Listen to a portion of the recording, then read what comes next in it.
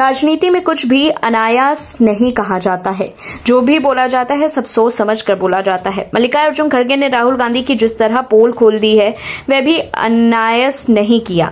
उसके इस वीडियो को ध्यान में रखिए। प्रियंका गांधी वाड्रा के नामांकन में जिस तरह खड़गे को बेइज्जत किया गया था उसे वे भूले नहीं थे और इन्हीं सब बातों का बदला लेने के लिए उन्होंने कांग्रेस पार्टी के गारंटी कार्ड को झूठ का पुलिंदा बता दिया।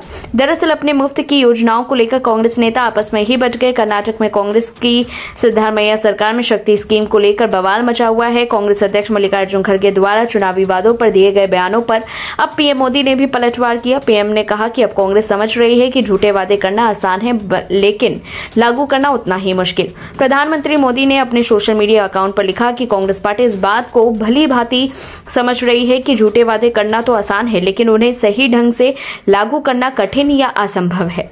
अभियान दर अभियान वे लोगों से ऐसे वादे करते हैं जिन्हें वे भी जानते हैं कि वे कभी पूरा नहीं कर पाएंगे।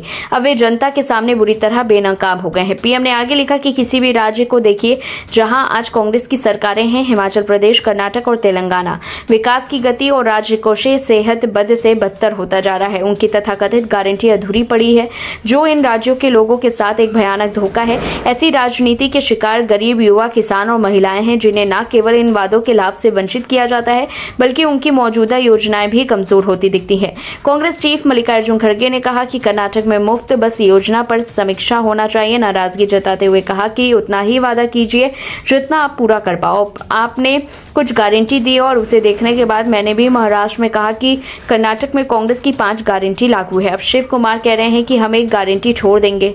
आप लोगों के अंदर संदेह पैदा कर रहे हैं।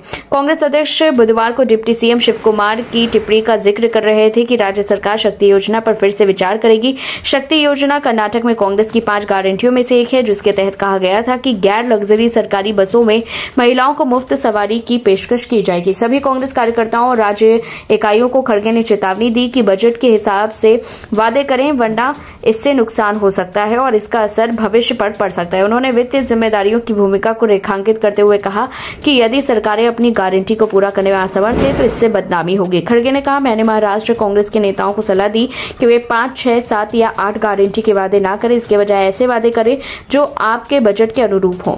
बजट पर विचार किए बिना वादे करने से दिवालियापन हो सकता है। अगर सरकार वादा पूरा करने में विफल होती है तो इसका असर आने वाली पीढ़ियों पर पड़ेगा। इससे बदनामी हो सकती है और सरकार को अगले 10 सालों तक प्रतिबंध का सामना करना पड़ सकता है। इस पूरी रिपोर्ट को लेकर के आपकी क्या कुछ राय है कमेंट बॉक्स में बताएं। तब तक के लिए देखते रहिए लाइव टीवी।